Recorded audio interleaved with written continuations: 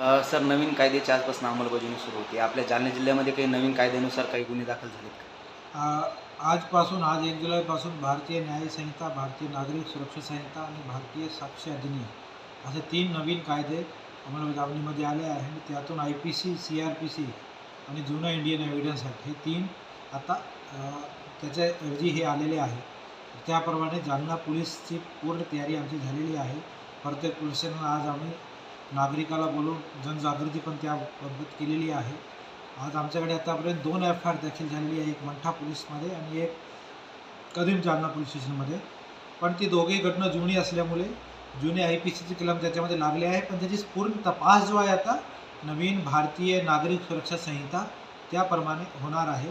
अजून आज जर काही घटना घडली आणि ती जर कोणी तक्रारदार दाखल करण्यासाठी आला तर भारतीय न्याय संहिताप्रमाणे त्याच्यामध्ये घेतली जाणार आहे.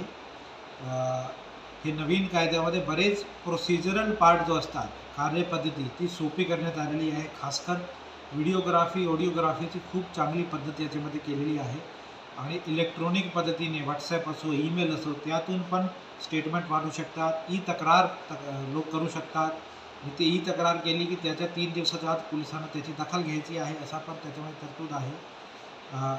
जर 3 वर्षापेक्षा कमी शिक्षामध्ये अटक करायची तर DYSPची परवानगी घ्यावी लागणार आहे.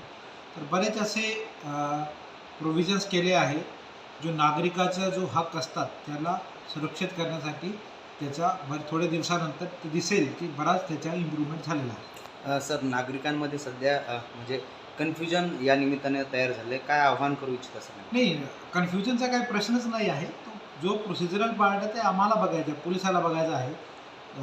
जो अगोदर क्राईम होता तो आज पण क्राईमच आहे. जर कोणाची मारहाण झाली, जुना आम्ही 324 कलम लावत होते, आता BNS प्रमाणे वेगळी कलम लागणार. त्याच्या व्यतिरिक्त काही वेगळा प्रश्न नाही आहे. काही चांगले चेंजेस केले आहे. मोब लिंचिंग जसा एक प्रकार झाला, जर कोणाला मोब लिंचिंग झाली तर त्यासाठी वेगळा एक कलम केली आहे. मुलीची छेडछाड वगैरेबद्दल थोडे स्ट्रिक्ट केले आहे. तर नागरिकांचा जो जुने सगळे होते ते तर आहेच, काहीतरी ॲडच केला आहे. तर संभ्रमचा प्रश्नच नाही. फक्त एवढा आहे की कलम अगोदर हा लागत होती, आता दुसरी लागणार आहे. तर ते पोलीस बघेल.